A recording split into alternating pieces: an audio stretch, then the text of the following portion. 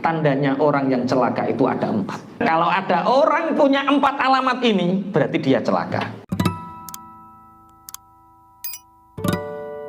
Di hari kiamat itu ada 2 golongan. Ada golongan yang celaka dan ada golongan orang yang beruntung. Ada yang sa'adah, ada yang syakawah. Syakawah itu celaka, sa'adah itu beruntung. Siapa syakawah itu? Orang yang mati dalam keadaan kafir. Siapa yang sa'adah itu? Orang yang mati dalam keadaan mukmin. Yang beruntung adalah orang yang mati dalam keadaan mukmin walaupun sebelumnya pernah kafir. Orang yang celaka adalah orang yang mati dalam keadaan kafir walaupun sebelumnya dia pernah mukmin.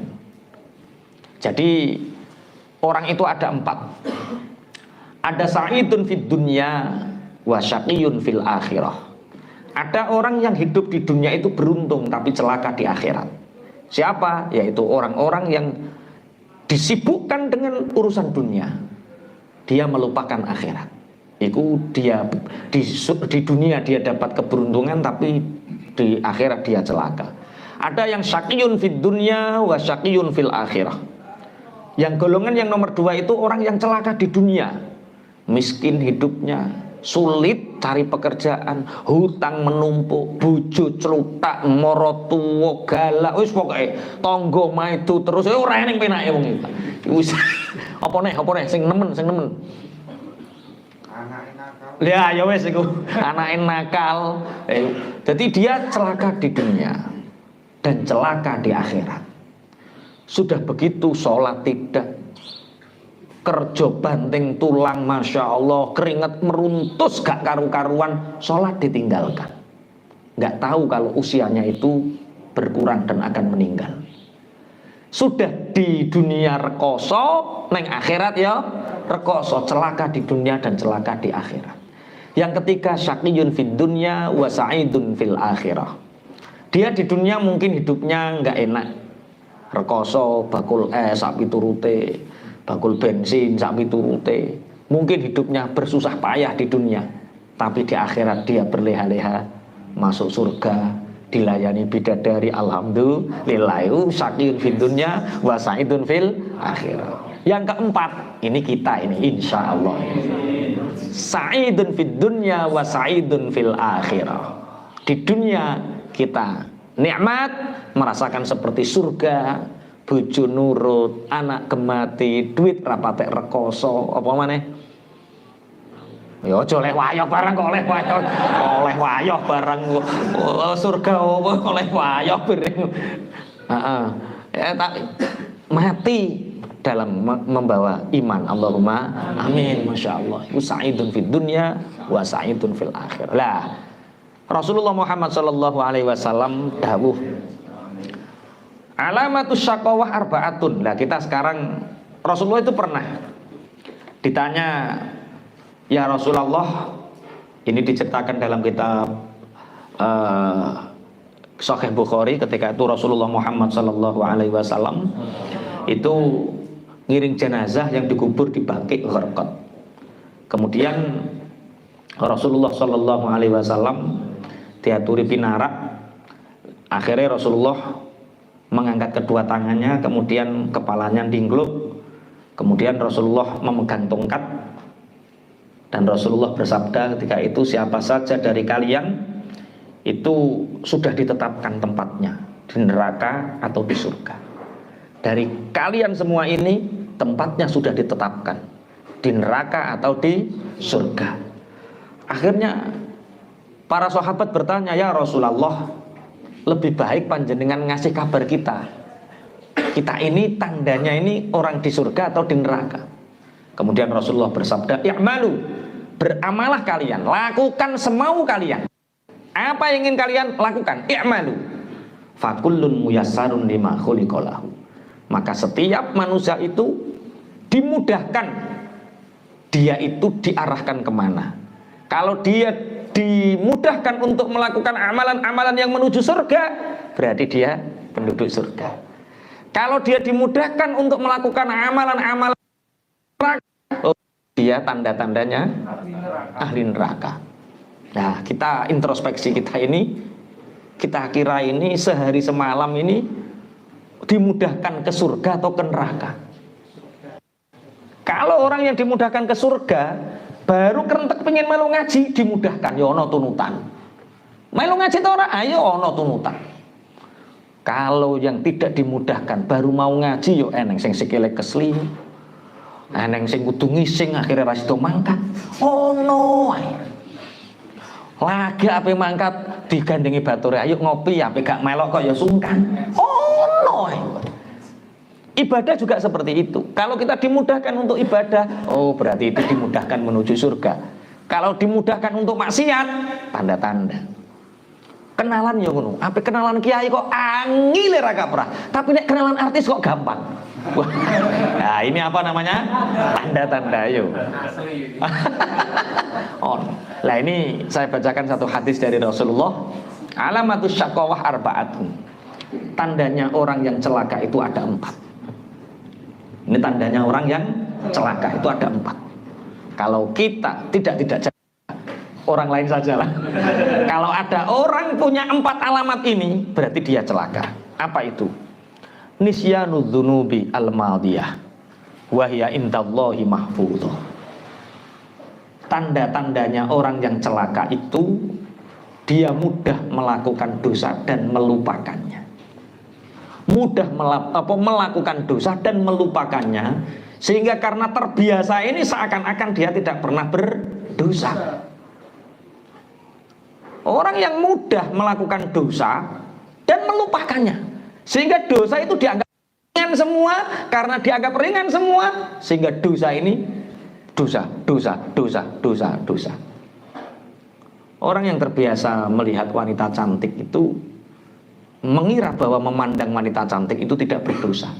Tapi kalau orang yang zuhud, orang yang wirai, jangankan melihat wanita cantik, melihat bayangannya saja dia takut, wirai. Sehingga ketika melihat sekali saja sudah dianggap dosa. Nah, sampean kan bonus terus rono ngono to ya. Ini enggak.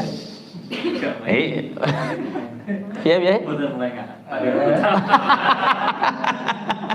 Ya ora usah melengah.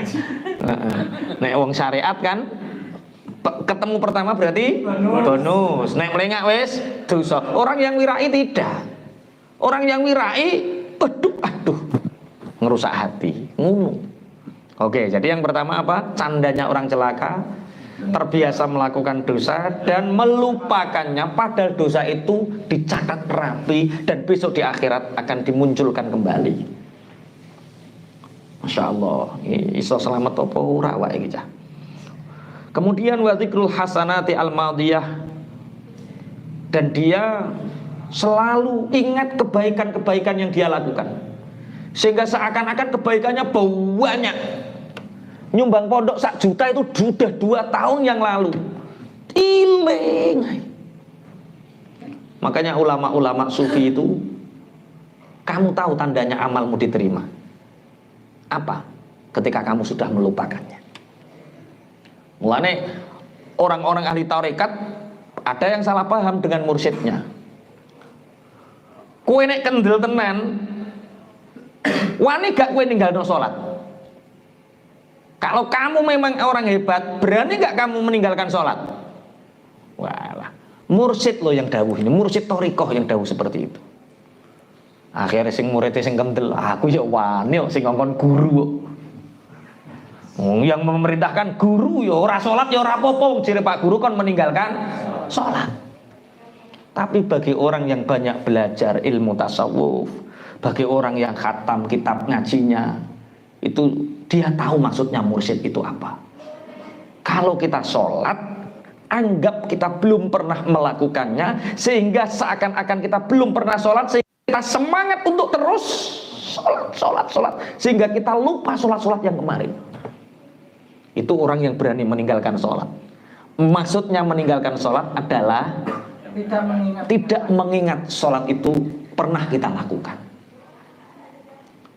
Sampai yang harus pernah sholat tahajud, alah yo, wis tahu. Sholat qiblah ya, wis tahu. Duha wis tahu. Jadi tandanya amal kita diterima itu ketika kita tidak ingat amalan yang kita lakukan itu. Jadi begini loh, kita ngaji ini kan amal soleh. Iki wis dilaporno malaikat ret. Lah teko sama dunia. Cek po iling-iling, urung sampai lupa lagi munggah ke langit pertama. Diseleksi, seret di hatinya sudah tidak diingat. Dia akalnya sudah diingat, munggah terus. Lah, ketika amal ibadah, amal soleh yang kita lakukan masih ingat di dalam pikiran dan hati kita, itu tandanya masih gantung di sama itunya. Kok mau meneng kaya berat ngono modele sampean. Jailing kabeh. Waduh, ya wis saiki latihan. Jangankan jadi Fikri, jangankan amal soleh, wong mantan saja nggak bisa move on. Latihan move on, latihan melupakan amal soleh kita, sehingga kita ke depan semangat untuk selalu beramal soleh. Bismillahirrahmanirrahim. Yang pertama, tandanya orang celaka itu dia melupakan dosa, dia sering melakukan dosa dan melupakannya, dia lupa bahwa dosanya sudah tercatat. Yang kedua, dia selalu mengingat-ingat amal solehnya, padahal dia tidak tahu, kata Rasulullah, wala yadri akubilat amruddat, apakah amal solehnya itu diterima atau ditolak. Nek dosa, jadi indahnya seperti itu. Kalau amal soleh, satu amal kebajikan itu dilipat gandakan. Kita ngaji seperti ini, seperti hanya melakukan 10 amal kebaikan. Kalau dosa dicatat 1, itu pun nunggu ditunda kalau dia tidak bertobat. Berarti penak ya wong Islam ya, 1 langsung 10. Nek dosa siji tetep siji. Tapi pertanyaannya, nek dosa kan gak butuh ikhlas. Berarti langsung kecadet. Wong tidak perlu ikhlas. Tapi amal soleh ikhlas. Lali. Jadi berapa puluh atau ratus atau ribu amal kita yang masih gantung di sama itunya. Nunggu kita melupakan amal itu sampai digenggam karo malaikat. Yes. Wes lali saiki wes lali. Lali kok ngomong. Lah ya saiki wis lali kok ngomong iki. Mulai. 1000 amal yang kita lakukan jangan pernah merasa melakukannya. 1 kali dosa ingat sampai mati. Itu tandanya orang yang sa'adah. Lagi sakawadise. Yang ketiga, tanda-tandanya orang celaka itu yang ketiga, wa nadhruhu ila man fauqahu fid dunya. Kalau urusan dunia dia kelenggak. Kalau urusan dunia dia selalu melihat orang yang di atasnya. Motore sampean beat, tetangganya vario, harus vario. Sampai kemerungsung, begini sampai nyipi-nyipi numpak vario. Rumah tangga ini ditingkat, aku ya kudu iso ningkat. Sampai nyipi-nyipi manggon omah tingkat. Bareng sampean tuku vario, tanggane tuku mobil. Mobil larang-larang Xenia dhisik. Bareng sampean cenut kok aku lagi tuku vario anyar kok kudu tuku Xenia. Aku kudu tuku sak dhuwure. Iki umpama sampean sing wedok ngene terus sampean dadi bojone iki kira-kira kuru apa ora ya? Insyaallah. Wa nadhruhu ila man fauqahu fid dunya.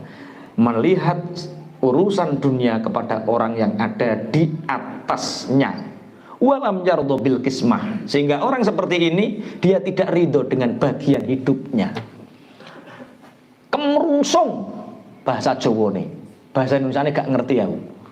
Kemerungsung, serba terus kurang, sehingga orang yang kemerungsung serba kurang ini tidak pernah bisa menikmati hidup, karena dia selalu ngitung jumlah kekayaan orang, jumlah kenikmatan orang, sehingga dia lupa kenikmatannya sendiri. piye to Pak Wogit iki lho piye kok tambah kedonyan lah piye lah genyo inovane saiki ya wis ganti anyar lah genyo sawahe tambah telung kedok lah genyo terus dicateti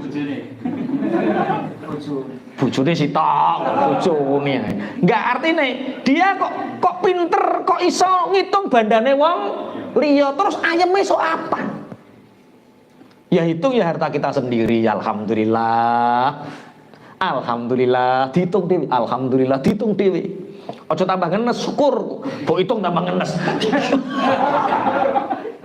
lah mboten ngenes pripun to Pak wong rekenenge mau eneng 10.000 nol tambahi dhewe ora ono bedane enggak ada bedanya nol yang disahkan BRI sama mbok tambahi dhewe gak ono bedane nol wasi terus lho akeh lho nikmati hidup itu nikmati. Satu tandanya orang yang celaka melupakan dosa, mudah melakukan dosa dan melupakan. Dia lupa bahwa dosa itu sudah dicatat. Yang kedua, selalu mengingat amal soleh, amal kebaikan, sedangkan dia tidak tahu amal solehnya itu diterima atau tidak. Yang ketiga, kemurungsung urusan dunia, selalu melihat orang yang di atasnya. Ada yang bisa mencontohkan melihat orang yang di atasnya itu? Piye Pak Ikram? Contohnya wong delok wong sak dhuwuri terus piye? Terlalu kurir amal. Oh, panjang angan-angan. Heeh. Seakan-akan selalu ingin melebihi dia. Oh lah, iku wis loro tenan ya wong ngono. Tulul amal, panjang angan-angan, muluk cita-cita. Sehingga dia tidak pernah selesai dengan dirinya.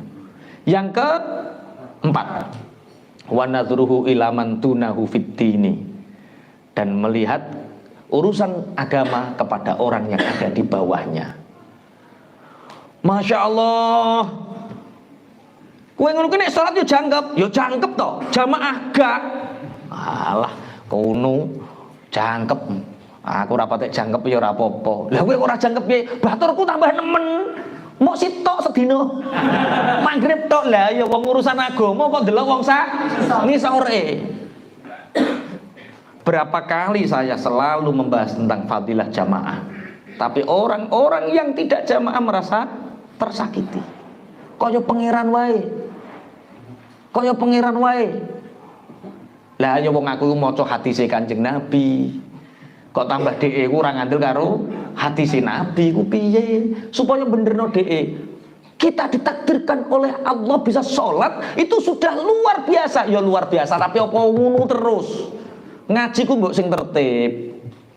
Ya saiki iso sholat ping pisan, sesuk ping pindho, ping 5. Ping 5 ora jamaah nambahi jamaah, ada urut-urutannya. Jangan kok ngene iki iso sholat wis untungan. Pak umpami jamaah di rumah sama istri gimana Pak? Rokan. Kok ono wong lanang sholat jamaah ning jero rumah rokan. Laki-laki itu jamaahnya di masjid, di musola, banyak orang syiar. Pakai rok. Gak paham. Lah yo takon rokan itu maksudnya tak rok kok tambah rokokan. Rokan itu kalau laki-laki sholatnya di rumah sama istri jangan pakai sarung, pakai daster. Karena yang sunnah sholat di rumah itu perempuan. Bibirnya pakai ginjo.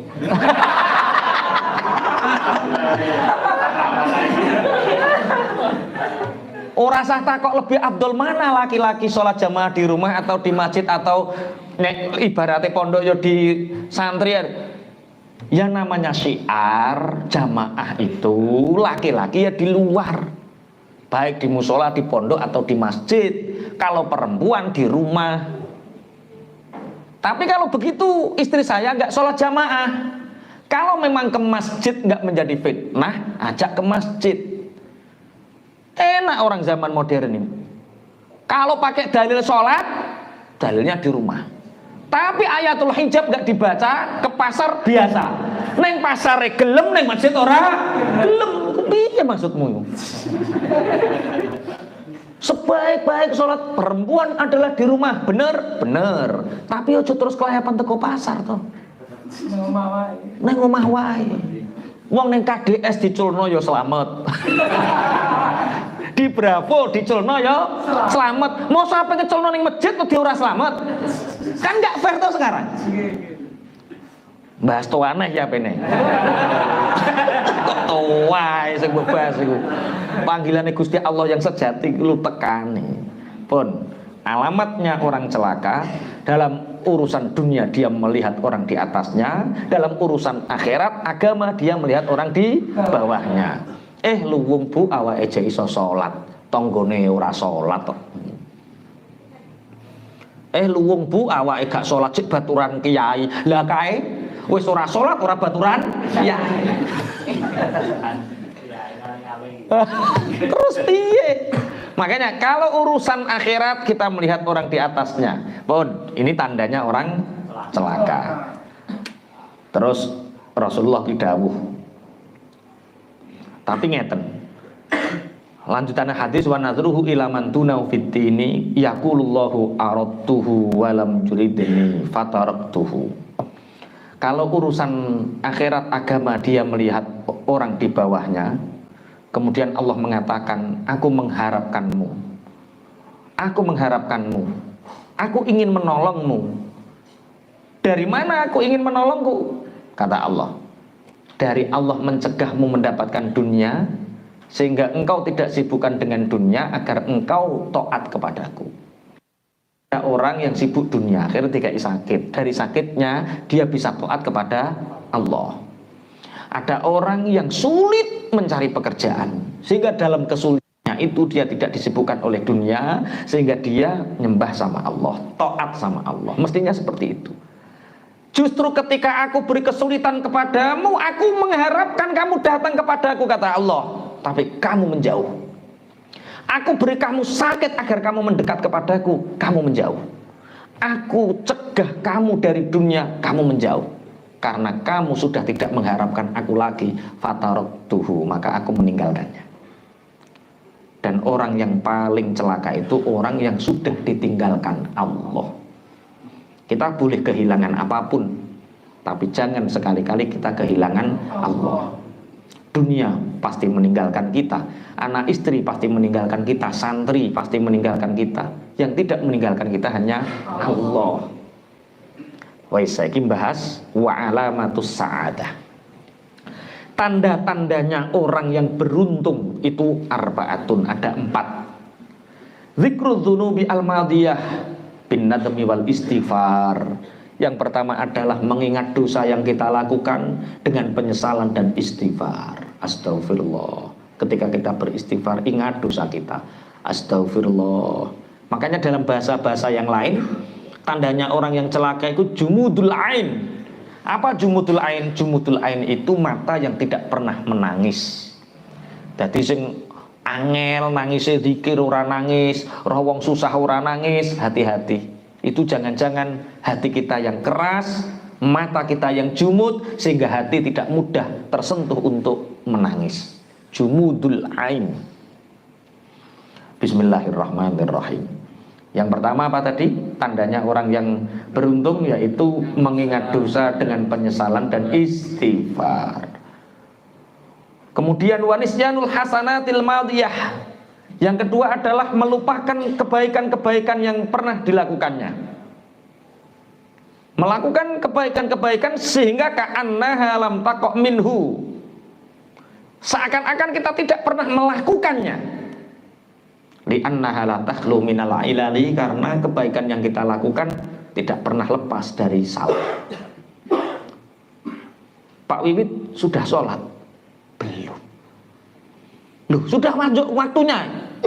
Saya belum merasa melakukan sholat, karena di sholatku itu banyak kesalahan, sehingga aku akan semangat untuk terus melakukan sholat. Ora kok ala timbang sholat rati terima rasa pisan. Celaka itu orang yang celaka. Orang yang beruntung itu orang yang tidak pernah merasa melakukan kebaikan, sehingga dia akan terus jadi membandingkan antara dosa dengan kebaikan kok akeh dosane, sehingga kita akan punya ghirah, semangat untuk terus melakukan kebaikan. Lah nek neng wong merasa ganjarane akeh kan alah wis akeh. Sehingga orang itu malas untuk berbuat baik. Yang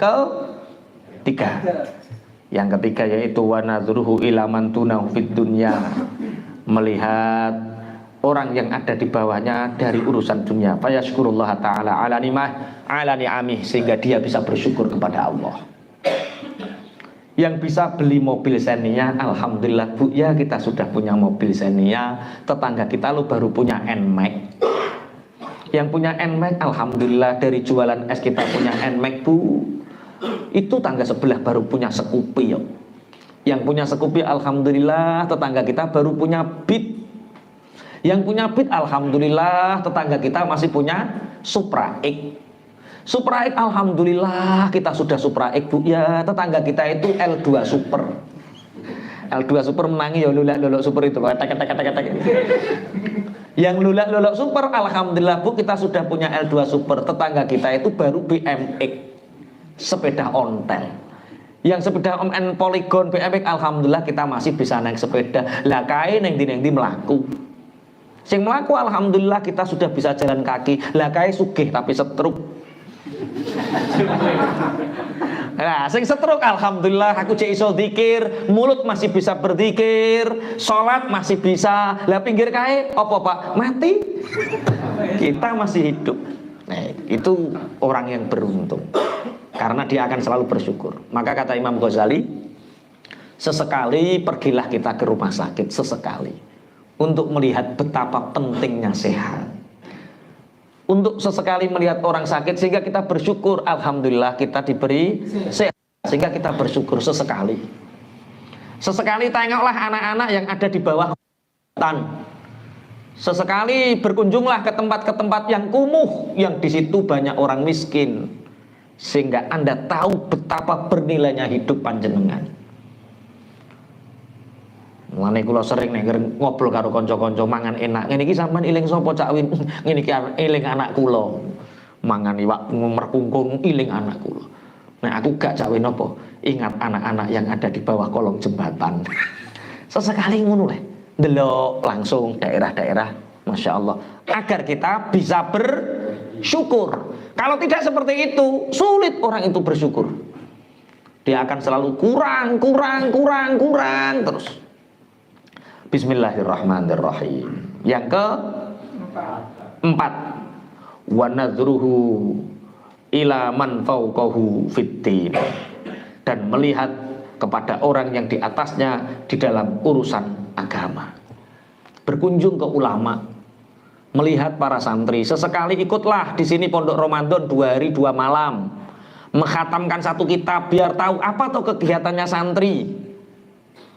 Buareng melok Pondok Ramadan rong dino ngeblak anake mondok diseneni ya. Masya Allah ngantuk Pak Yai. Lah santri bendino ngono kok ngantuk piye?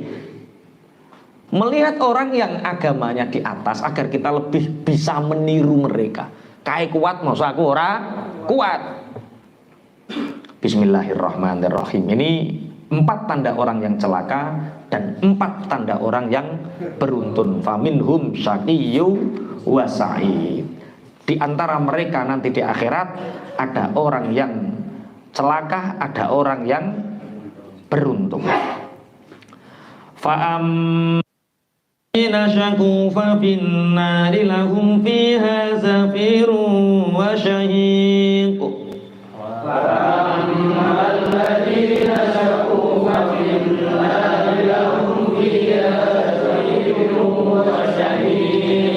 Khalidina fiha ma damatis samawati wal ardu illa ma syaa rabbuk.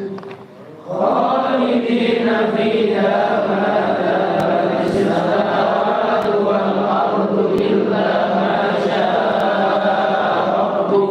Inna rabbaka fa'alun lima yurid. Inna rabbaka fa'alun lima yurid. Fa'ammal ladzina mungko anapun utawi wong akeh iku fa'ammal ladzina mungko anapun utawi wong akeh syaku kang padha cilaka sapa alladzina iku fa finnari mongko tetep ing dalem neraka lahum kang iku tetep kedue alladzina fiha ing dalem nar zafirun utawi swara kang mengkos-mengkos, wa syahikun lan swara kang mingsek-mingsek. Khalidina hale kang padha langgeng kabeh fiha ing dalem nar. Madamat ing dalem selagine langgeng apa samawatu pira-pira langit wal ardu lan bumi. Ilama kejaba barang sya'aka ngersakaken sapa rabbuka pangeran sira. Inna rabbaka astune pangeran sira iku fa'alun zat kang akeh agawe ni lima maring barang yuridu kang ngersakaken sapa Allah ing ma. Maka adapun orang-orang yang celaka itu besok dia akan ke neraka, lahum fiha zafiru wa syahid, maka mereka itu akan mempunyai suara yang sangat kesakitan. Cara wong menggih-menggih mengkos-mengkos ning perkara kesakitan, syahikun niku mingsek-mingsek saking sakite. Mereka nanti akan hanya punya suara yang sangat kesakitan. Khalidina fiha ma damatis samawati wal ardu illa ma syaa rabbuk. Mereka di neraka itu abadi, seabadinya langit dan bumi, kecuali apa yang telah ditentukan oleh Tuhanmu. Ini ada dua tafsir tentang khalidina fiha ma damatis samawati wal ard. Tafsir yang pertama, as-samawati wal ard ini mereka abadi selama langit dan bumi masih abadi. Ini langit dalam bahasa lughat as-sama itu apa yang ada di atas bumi itu sama. Ini sama. Kemudian apa yang dipijak itu namanya ardun, bumi. Nah ini samaul ardi ini untuk samaul ardi fil akhirah, bukan di dunia. Karena sama langit bumi ini di dunia ini pasti hancur. Ini tafsir yang pertama. Tafsir yang kedua yaitu seabadi langit dan bumi duniawi, usianya berapa juta tahun itu, illa masya rabbuk, kecuali ditambahi berapa oleh Tuhanmu. Kowe milih ndi? Ya wis lah, wis pokoke pemahamane ngono. Sing penting duwe keyakinan pokoke ning nek cara teng ayat-ayat lintu gampang ya, wa ma hum bi kharijina minha minan nar, wa ma hum bi kharijina minan nar. Mereka itu tidak akan pernah bisa keluar dari neraka. Orang-orang kafir tidak akan pernah bisa keluar dari neraka. Berarti di neraka itu mereka apa? Abadi. Terus hukum akline lah, selain katanya rusak. Surga neraka kan selain Allah. Iya. Berarti surga neraka tidak bisa abadi. Yang abadi bukan surga nerakanya, yang abadi itu masyiatullah. Karena dikehendaki Allah makanya menjadi abadi. Karena Allah toh, wong sing dikehendaki, sing menghendaki abadi siapa? Allah. Inna rabbaka fa'alul lima yurid. Sungguh Tuhanmu itu banyak melakukan apa yang Allah kehendaki. Jadi kita melihat orang-orang yang celaka ini. Orang yang celaka itu gampangannya kalau orang kafir ya jelas. Kalau orang mukmin berarti orang yang celaka itu orang mukmin yang mati dalam keadaan su'ul khotimah. Contohnya banyak seperti Barsiso. Barsiso orang yang ahli ibadah tapi dia matinya su'ul khotimah karena dia punya kebanggaan terhadap amaliyahnya. Dia bangga dengan zikirnya, dia bangga dengan taklimnya, dia bangga dengan ibadahnya. Sehingga orang yang punya kebanggaan itu mudah terpedaya. Uang itu nek wis bangga itu gampang terpedaya. Sehingga orang yang terpedaya itu berarti dia membuka satu pintu untuk iblis untuk menggodanya. Makanya sekelas Barsiso pun masih terpedaya. Makanya dulu diceritakan oleh Mansur Ibnu Ammar tahun 225 Hijriah. Itu Mansur menceritakan, Mansur bin Ammar menceritakan, aku punya teman. Yang temanku itu sakit. Kemudian dalam sakitnya itu tak talkin. Kak, nyebut Kak la ilaha illallah. Temannya ini la. Tapi ketika mengucapkan yang lain lancar. Tapi ketika menyebut la ilaha illallah terkunci mulut ini. Nangis ini Mansur bin Ammar menceritakan itu nangis.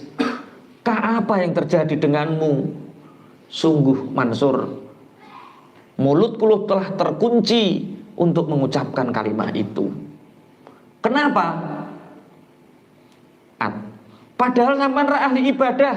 Iya. Sampean ahli ngaji. Iya. Sampean ahli silaturahim. Iya. Kenapa mulutmu terkunci untuk menyebutkan kalimat tauhid? Temannya menceritakan, aku melakukan ibadah itu karena ingin riya. Aku berbuat baik itu ketika hanya di hadapan manusia. Ketika kamarku sudah terkunci, maka aku bermaksiat kepada Allah. Aku meminum khamr, aku melakukan hal-hal yang buruk di mata Allah. Aku bermaksiat kepada Allah ketika sendirian.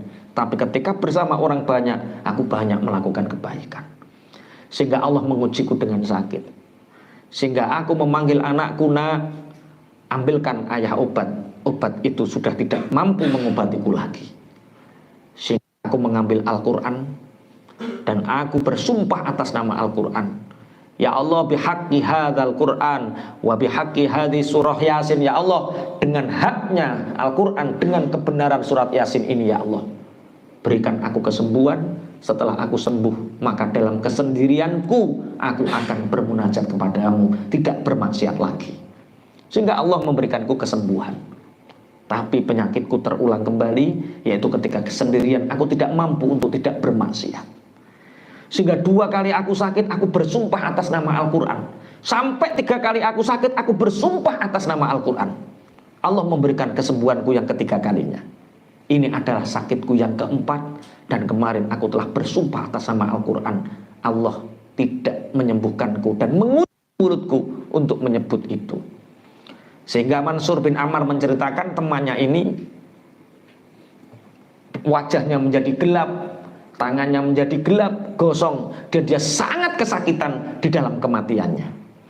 Sebelum kematian itu dia menceritakan ada sebuah syair, ada satu suara, ketika sakit kamu bertobat, aku menyembuhkanmu. Alangkah keji dan buruknya perbuatanmu ketika engkau menyendiri, engkau durhaka kepadaku. Dalam syair itu kemudian orang ini, temannya Mansur bin Ammar ini, mati dalam keadaan apa? Su'ul khotimah. Makanya kenapa kita habis ngaji selalu berdoa, ya Allah biha, ya Allah biha, ya Allah bihusnil khotimah. Karena yang bisa membuat kita husnul khotimah itu pertolongan Allah, bukan amal kita. Yang membuat kita husnul khotimah pertolongan Allah, bukan amal kita. Makanya selalulah istiqomah berdoa untuk selalu meminta apa? Husnul khotimah. Ya Allah bi husnil khotimah, ya Allah bi husnil khotimah, ya Allah biha, ya Allah biha, ya Allah bi husnil khotimah. Wong kadang-kadang sing wis mati iso suul khotimah, sing wis mati iso husnul khotimah, padahal sudah mati. Nabi Isa itu pernah jalan-jalan, ketemu sama orang itu ngeloni kuburan. Ngeloni kuburan. Ditanya oleh Nabi Isa, apa yang kamu lakukan? Cara bahasanya Dimas, apa yang kamu lakukan di sana? Cara bahasa zaman Debi ya. Apa yang kamu lakukan di sana? Apa yang kamu lakukan? Aku ini pengantin baru beberapa bulan istriku sakit dan meninggal, sehingga aku tidak rela untuk kehilangannya. Apakah kamu sangat bersyukur seandainya istrimu hidup kembali? Sangat bersyukur, sangat bersyukur. Akhirnya Nabi Isa itu, ini mbah perkara saking suwene mbah piye, kum bi idznillah. Bangunlah atas izinnya Allah. Buareng tangiku, kuburane iku benggang, wong lanang awireng glukit-glukit gedebuk-gedebuk kaya bar kobong ngono, Pak. Asyhadu an la ilaha illallah wa anna Isa ruhullah.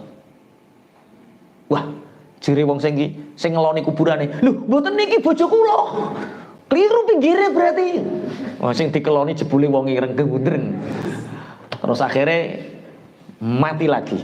Mati sing asale disiksa hidup, kemudian bersaksi, bersyahadat, wis ora rasane siksa, mati. Berarti mati yang kedua nih husnul khotimah.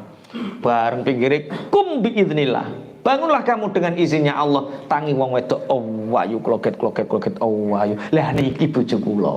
Ya wis nang gowo mantuk. Bawa pulang, Pak. Zaman itu Nabi Isa. Bareng bawa pulang ngobrol, keseren ngobrol, "Dik, aku tak turu Dik ning pangkuanmu Dik ya." "Nggih Mas." Tidur di pangkuan istrinya. Tahu-tahu ada putra mahkota kerajaan lewat, diiringi dengan harta yang banyak, dengan pasukan yang banyak. Memandang dari jauh, Masya Allah, enak yo jadi amat. Permaisuri gak mungkin jadi jariyah atau amat. Amat kepemilikannya pangeran dai enak yo. Dilalah karo Gusti Allah, pangeran ini juga tertarik dengan wanita ini. Apakah engkau tertarik kepadaku untuk mengikuti aku? Kata pangeran ini. Iya mas. Iya pangeran. Tapi kamu sudah bersuami? Belum. Ini bukan suamiku, ini orang lain. Akhirnya ditumpakno karo pangeran ning jaran, diiringi dengan prajuritnya, tangi-tangi iki. Kesel ngeloni kuburan pirang-pirang tahun. Tangi di mana istriku? Loh, itu ada apa disusul? Wahai pangeran, itu istriku, demi Allah itu istriku. Bukan pangeran, aku itu bukan miliknya, aku bebas, aku milikmu. Wes oyo-oyoan. Akhirnya Nabi Isa lewat.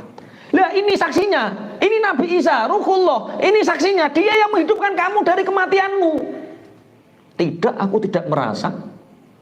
Nabi Isa tolong beri keputusan kepada kami. Nabi Isa berdoa, siapa yang berbohong dia akan dikembalikan ke asalnya. Mati wong wedok iki. Suul khotimah, mengke husnul khotimah bareng matine suul khotimah, perkara gendeng karo wong lanang. Mulane hati-hati nek dadi pelakor.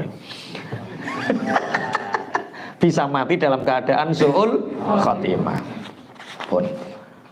Wa ammal ladzina su'idu fa fil jannati khalidina fiha ma damatis samawati wal ardu illa ma syaa rabbuk. Wa ammal ladzina su'idu fa fil jannati khalidina fiha ma damatis samawati wal ardu illa ma syaa Ata'an ghaira majzuz. Wa ammal ladzina lan anapun utahe wong akeh suidu kang den paringi kebahagiaan. Jan sapa alladzina iku fil jannati mongko tetep ing dalam swarga khalidina. Hale kang abadi kabeh fiha ing dalam jannah madamah ing dalam selagine langgeng apa as-samawati pira-pira langit wal ardu lan bumi. Illa masya'a kejaba perkara sya'a kang ngersakaken sapa buka pangeran sira. Apa an kelawan peparing ora majududin kang ora pegot-pegot. Adapun orang-orang yang beruntung besok mereka akan di surga, yaitu orang yang beriman dan mati dalam keadaan husnul khatimah di surga yang abadi.